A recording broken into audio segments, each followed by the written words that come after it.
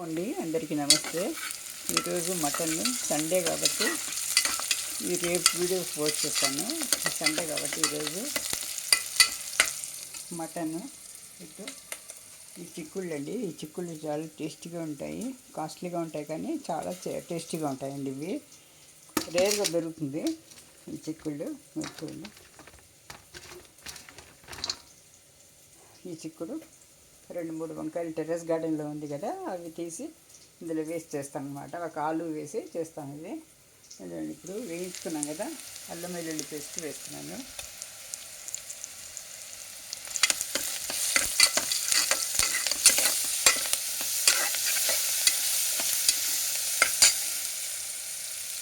టమాటా కూడా అండి, పావు టమాటా అన్నమాట.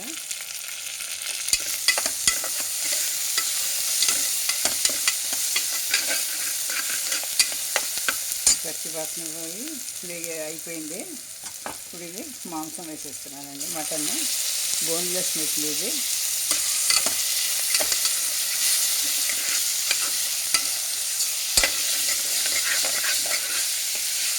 ఇప్పుడు మాంసంలో నీరంతా పోవాలన్నమాట. 5 నిమిషాలు మనము ఇలా పెట్టేసినామంటే అందులో నీరంతా ఇంకి మటన్ చక్కగా ఫ్రై చేస్తున్నాం అన్నమాట. వెంటనే వేసుకోకూడదండి. ఏదైనా కొంచెము దీన్ని వేగనివ్వాలి. మసాలాని కానీ మటన్ని కానీ వేగనిస్తే అందులో నీరంతా నీట్గా పోయి నీటి వాసన అంతా ఏం రాదండి, నీట్గా ఉంటుందన్నమాట. మూసి పెట్టి ఒక 2 నిమిషాలు చేస్తామండి. చూడండి వేగిపోయిందండి. అందులో నీరంతా పోయి మాంసం కూడా మటన్ కూడా బాగా వేగిందన్నమాట. ఇప్పుడు మసాలాలు వేసుకుందాము. పసుపు అండి, ధనియా పొడి,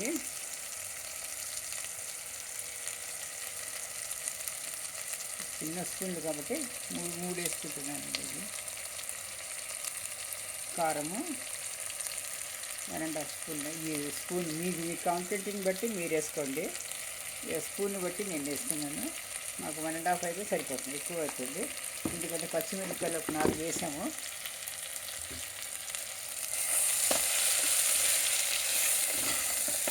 వేసి ఇందులో నీళ్ళు వేసి మాంసాన్ని ఉడికినిచ్చేసుకుంటాము. కుక్ కావాలి. ఒక 5 విజిల్లకు చక్కగా కుక్ అయిపోతుంది.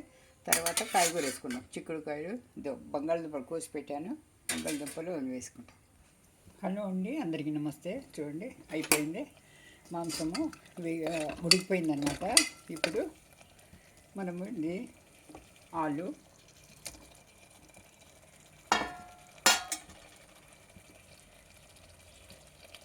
ఇది చిక్కుడుకాయలు చూడండి. ఇది టెర్రస్ గార్డెన్లో ఫ్రెష్గా కోసుకొచ్చానండి, పొద్దున్నే వచ్చింది. రేరుగా వస్తాయి ఇవి. ఇలాగో మా కిచెన్ వేస్ట్ నుంచి వచ్చింది, సొంత మొక్క మేమైతే నాటలేదు, అవే వచ్చిందనమాట. చక్కగా అయినాయండి. ఇప్పుడు ఇది వేసేస్తున్నాను.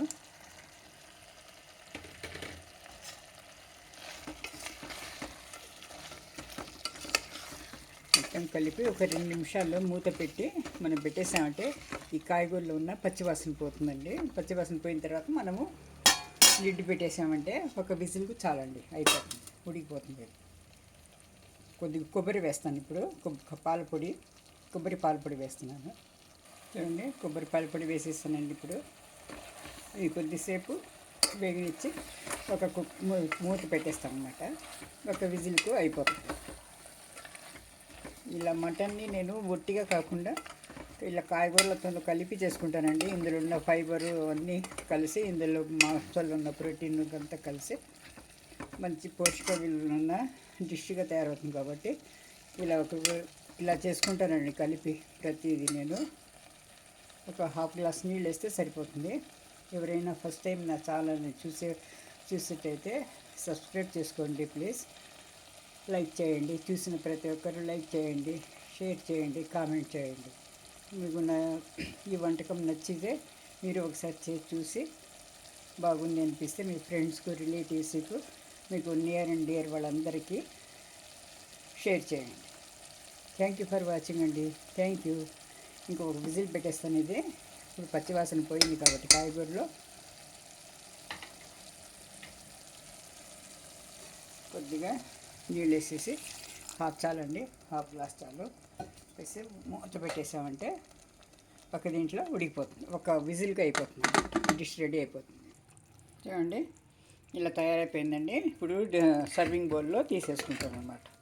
అయిపోయింది, ఒకే విజిల్ అండి, ఇస్తే సరిపోతుంది.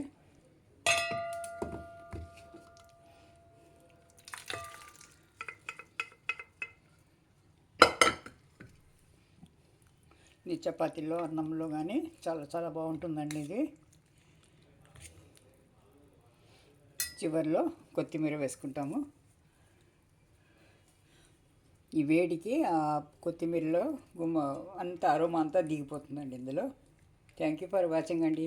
నా ఛానల్ని లైక్ చేయండి, సబ్స్క్రైబ్ చేసుకోండి, షేర్ చేయండి, కామెంట్ చేయండి. Thank you.